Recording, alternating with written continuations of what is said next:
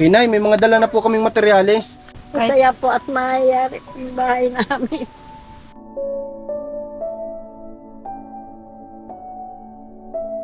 Maraming salamat po. Mapapagana po yung bahay namin. Cellphone yan. Ha? Yan yung pangako sa'yo na cellphone.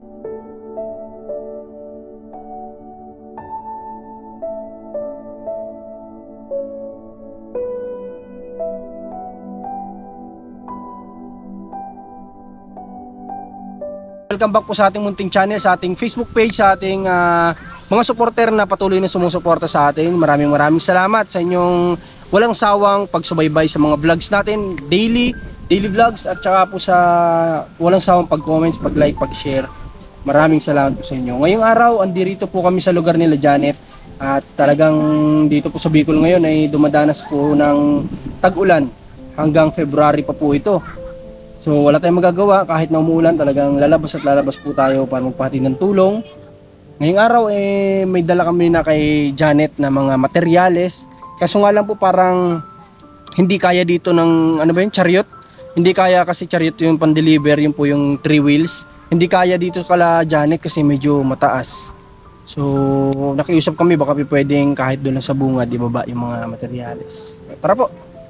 Janet, kamusta? Kahit basang-basa ka, yung ulo mo. Nakakaligo mo lang ba o nabasa ka ng ulan? Basta po. Nagpunta po ako doon. Nagano ka? Nagsalubong po kala kuya. Nagsalubong? Galing, naglaot sila kuya mo kahit ganito yung panahon? Nagpandaw po ng panggal. Dito lang yung sa gilid. May nahuli naman yung mga kapatid mo. Hindi ko lang po alam. Kala ko nagsalubong ka. Oo nga po, ay iba naman po yung nila. Konti lang po. May huli naman kahit papano. Nakakahuli din pala kahit dito lang sa gilid, ano? Ibig sabihin medyo okay pa yung dagat dito sa inyo kasi yung ibang parte dito sa Kapalonga mga kalingap talagang pag nangisda ka sa gilid halos wala ka na makukuha kasi kumbaga parang bugbog na yung dagat kasi ito yung hanap buhay ng mga tao dito, wala namang iba. Kamusta si nanay? Nanay, halika nay. Kamusta po ang inyong paglaban ng Talo po, talo. Okay lang po yan. Kahit po manalo matalo, ayos lang po yan. Nagtay kami sa Pampito, kaso talo ako. Ganun. Opo. Okay lang po yun, wala namang problema. At least sumubo kayo, at least pinagbigyan nyo yung hiling, di ba? Nirequestan lang naman kayo na baka pwede kayong lumaban. At least pinagbigyan nyo, Paano natalo? Ay, parang sinong... Bakit po patay kayo Nagtay kami, natalo ako ng isang boto. Ayun lang. Nagtay na tapos isang boto na lang yung nilamang. Sayang naman. Grabe. Muntik pala nanay, Muntik na po. Sana kung ako ang ay di sana may pansuporta ako sa mga anak ko. Malaking tulong din sana, ngayon, malakas ang dagat, ay hindi po nakakalaot yung aking mister. Sayang din pala. Pwede din nga mapagkunan ni nanay ng pang-suporta dito kay Janet. Bukod doon, makakatulong ka pa sa mga nandito sa inyo, nasasakupan nyo, So, tawag dito. Kasi kung nanalo si nanay, kung ano man yung kahilingan dito sa kanya, pwede nyo mailapit dun sa di ba? Sa barangay nyo dito, sa mga kasamahan nyo. Kaya lang yun nga, di bale, isang boto lang naman. Sa susunod, panalo ka na nanay. Balak mo pa ba sa susunod, dalabang ka pa ulit? Parang ayaw ko na po. Bakit naman? Opo na po. Bakit po? Yung naisip niyo ba yung pagod? Tapos Pagod. Tapos yung po kami, piram ako ng pera sa mga anak ko para kahit paano individual suporta. po kami. Individual kami sa gastusin. Ay ganun, individual pala kayo? Grabe. Ibali na Dito po ako nanghiram sa anak ko ng Kaya, kararating lang po ng anak nyo. opo, nagbuto nga po Galing po saan? sa Valenzuela po. Layo Valenzuela. Panganay pong anak nyo? Panganay na babae po. Okay. So Janet, ano pakaramdam mo? Hindi pa nanalo si mama mo? Nandyan, hindi pa rin nakakaano. Ha? Malungkot. Malungkot. Pero at least nagsuporta po ba sa inyo si Janet? Nagsuporta ka naman kay mama mo? Anong ginagawa mo nung time na si mama mo ay nangangampanya? Hindi ka nagsama sa kanya? Hindi po, may ginagawa po kasi ako. Okay lang. Napaano po. So, yun mga kalingap, malungkot daw si Janet kasi hindi na natin mama niya. Pero manalo matalo, at least ginawa niyo naman yung best ninyo. Kami ng pamangkin. Yun yung importante doon. At saka, importante doon yung lumaban naman kayo ng patas, di ba? Si mama mo lumaban naman ng patas. Yun na, importante, mahalaga na yun na pinakita mo sa tao na na sinubukan mo, no? Na gusto mo sana makatulong din. Okay na yun. So, kumusta yung pag-aaral mo, Janet? Wala naman po kami pasok. Nung last time na pumunta ba kami dito, wala ka na nung pasok? Dire-diretso na ba yun o nagkaroon pa? Nagkamera. Oh, yun nga. Kamusta yun? Yung... Okay lang naman. Okay lang. Kumusta yung kumusta yung service mo? Dire-diretso ba ng pag-ano sa iyo? Dire-diretso naman. Okay. So, paano pala si papa mo? Walang hanap buhay ngayon. Dapat malakas po. Oo, malakas ang dagat. Kailan yung balik mo pala sa school niyo? Sa 7 po. Sa 7? Oh, okay. Mahaba-haba pala yung bakasyon niya, no? Dami naman pong gawain mo dyan. Maraming. Tambak na Ibig sabihin parang bago kayo magbakasyon, iniwanan naman kayo ng maraming gawain. Kaya hindi rin makapag-focus na makatulong, ano? Okay, Nay, may mga dala na po kaming materyales. I-deliver po dito sa may, kaso nga lang po, yung pong chariot na service, yung 3 wheels, hindi daw po nila kayang iakyat dito sa may pataas sa inyo. Sabi po nila kahit nga daw po tricycle, umaayaw daw po dito. Totoo ba yun? Kaya pala. Mataas po kaya ang Sobrang taas kasi na talaga, ano?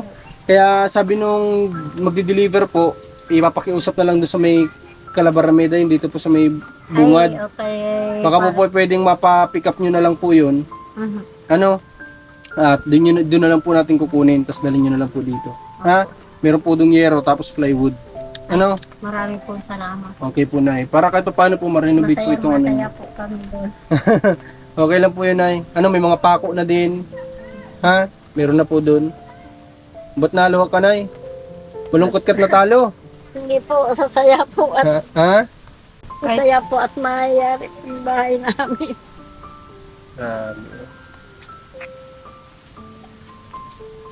Yan mo, Nay. Malay mo, kaya hindi po kayo ngayon pinalad pa dahil may reason po yun, ano. Malay niyo naman, marami namang blessing ang dumating dito sa inyo, di ba? Kagaya niyan, gusto mo matulungan yung si Janet sa pag-aaral, may blessing din naman na dumating sa kanya. Oo, para sa pag-aaral niya. Kaya nga po, nagdadasal ako na makatapos yung anak ko. Pray lang, Nay. Niwala naman kami na pagbibless kayo ni God, ano? Huwag ka na umiyak, Nay. Maraming salamat po sa inyo. Okay. Andito lang kami, Nay. Ano? Andito lang kami para umalalay sa inyo. Kaya mo, Nay. At sana magpe-pray din kami na marami pa tayong matanggap na biyaya para nang sa ganun may share natin dito kala Masaya po ako dahil magkakaroon na po ng anong bahay namin. Kasi kahit pa paano, hindi na ganito, no? nakikitulog po kami sa kabila at tulog po ay Kasi natutulungan. Okay. naintindihan naman po ng anak ko. Tsaka kahit pa paano, magulang naman po nila kayo. Opo. Talagang maiintindihan po nila kayo, ano? Sige po, Nay. At sino kayo pwedeng kukuha na pwede nating Yung mapakiusapan? pong anak ko, nahulir nung anak ko. Ay, meron. Ay, mabuti, maganda. Kasi iniisip ko kasi yung plywood, baka i-deliver lang dun sa labas, mabasa ng ano. Kaya sabi ko, baka po pwedeng maipasok muna dun. Ngayon, dadaan kami dun at baka naandun na. May kausap pong ipasok muna sa loob ng bahay doon Opo. para pipick upin nyo na lang po. Ano po palang pangalan nyo ulit, Nay, para sasabihin ko doon? Rosalina Katsa po. Si Nanay Rosalina. Okay, si Nanay Rosalina, sabihin natin doon ang pipick up mamaya para Kilala po ako dyan Ay, kilala ka naman. Silay po. Silay ang kilala sa iyo. Okay po. Sige po, Nay, sabihin ko doon, ha? Opo. Okay. Maraming salamat. Okay, Nay. Welcome po. Huwag na kayo mag-iyak, Nay. Blessing ito sa atin. Janet, ikaw ano masabi mo? Ano po salamat. Kala ko galit sa akin si Janet. Laging nakaano. Kala ko galit ka sa akin. Hindi po. Anong gusto mong sabihin sa blessing na kahit paano tatanggap natin ngayon? Maraming salamat po. Mapapagana po yung bahay namin. Hindi na kayo matuluan, ano? Opo. Kasi nakikitulog po pala kayo doon, kinakailangan po makitulog, ano? Para lang di kayo mabasa. Bukod dyan, Janet, kagaya nung promise sa inyo nung pumunta dito nung nakaraan. Nandito, may bibigay ako sa iyo. Sana magamit mo ito sa pag-aaral mo, Janet, ha? O ito, ha? Cellphone yan. Ha? Yan yung pangako sa iyo na cellphone nung pumunta dito nung nakaraan. No? At yun nga, before siya umalis, naglaan kami ng konting oras para antayin at i-fix yung cellphone na gamit niya. At maganda pa, no? Maganda pa yung cellphone. Pwede mo siya i-open. Ayan, bukas yata yan. O, ayan. Samsung yan, no? Maganda pa, ano pa, bago pa siya mga kalingap. Hindi pa halos gamit. Talagang ano pa, good as new pa. So, malaking tulong. Salamat po ulit kay ma'am na nagbisita dito noong nakaraan at binigay niyo yung mobile niyo na hindi na ginagamit. Dahil may mga mobile si ma'am na iba. Magagamit to ni Janet sa kanyang pag-aaral. Hindi ka na kaya mahirapan, Janet, yan mag-research ng ano? Ha? Maraming salamat. Oh, malaking tulong kaya yan sa iyo? Opo. Lagi na po ako makakagawa na assignment. Okay. May ano na si Janet, may pang-chat na sa ano niya, boyfriend niya. Yeah. Okay. Yan lang ang mahirap pag walang signal yata dito. May signal po ba dito? Sa TM? Okay, TM pala yung malakas. O di yun yung ilagay mo dyan na SIM card kung ano yung may signal dito. Ano? Okay, basta sana ang gusto lang naman namin, Janet, pagbutihin mo yung pag-aaral mo, ha? Galingan mo sa pag-aaral. Sipagan mo pa kung ano yung sipag mo dati, huwag mo babaguhin yun. Ha? Gawin mo inspirasyon yung mga nararanasan mo noon na sabi mo nga, umaalis ka pa sa dapat na pagkainan para lang hindi makita kung ano yung kinakain mo ng mga klase mo. Gawin mo inspirasyon yun. Sana ngayon di mo na maranasan yun, ha? Na kahit paano nandito naman kayong bibigyan ng allowance mo, ano? Salamat po. Okay, wala ka naman. Okay, sana mga kalingap ay sa mga gusto po magpaabot ng blessing, sa mga tinutulungan natin, sana po ay huwag tayo magdalawang isip kasi andyan si God, lagi lang siya nakatingin sa atin kung anong ginagawa natin. Tsaka yun nga, maiksi lang yung buhay, mas maganda po na yung storya ng buhay natin ay kahit paano ay pag nawala tayo, maganda po yung storya na may bibigay natin sa mga tao kasi magiging kwento na lang tayo balang araw. May kwento man lang yung mga tao na si ganito tumutulong yan sa ganyan nung mga nabubuhay pa yan. Masarap po sa sa pakiramdam ng may iwan nating pamilya. So yun lang, maraming salamat na Janet. Kapag tayo, galingan mo sa pag-aaral. Lalo na may ganyan ka, mas tataas grades mo, no? Hindi ka na mahuhuli, maging updated ka na lagi, no? Okay, Nay, ha? Kayo na pa bahala din sa mga ha? Sa mga materials. Maraming salamat Okay po. po. Welcome po, Nanay. Maraming malaking tulong po sa amin yan. Okay, Kaya Nay. po, maraming salamat. Okay. Yung doon sa nagbigay ng cellphone sa anak ko, maraming salamat po. Dahil yung anak ko ay hindi na hindi na manghihiram-hiram na cellphone para ng assignment nila.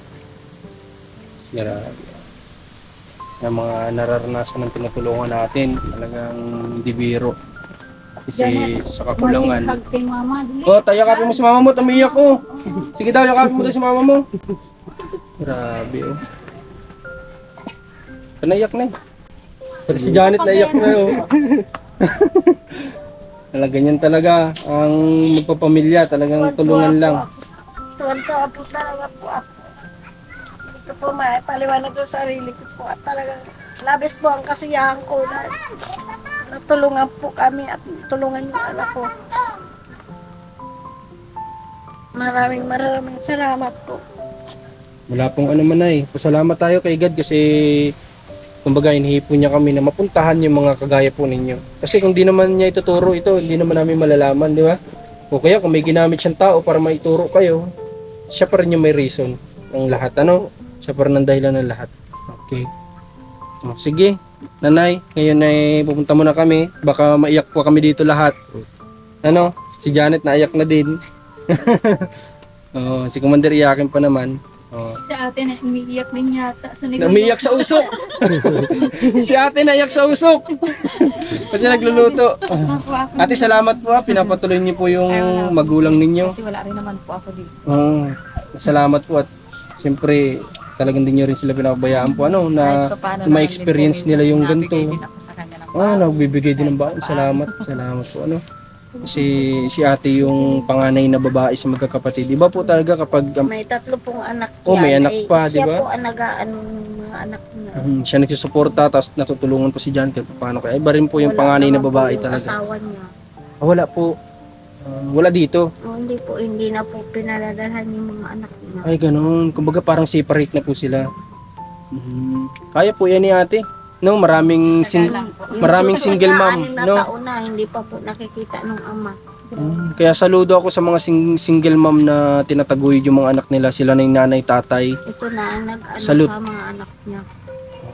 Grabe. Mas masarap ang single. Mas masarap ang single. Single mom. Single mom. Kaya, ano kaya, maghiwalay na kayo tayo? Okay, sige po mga kalingap, no? Nanay, ha? Sige po, salamat mga kalingap at pagpalain po kayo lahat.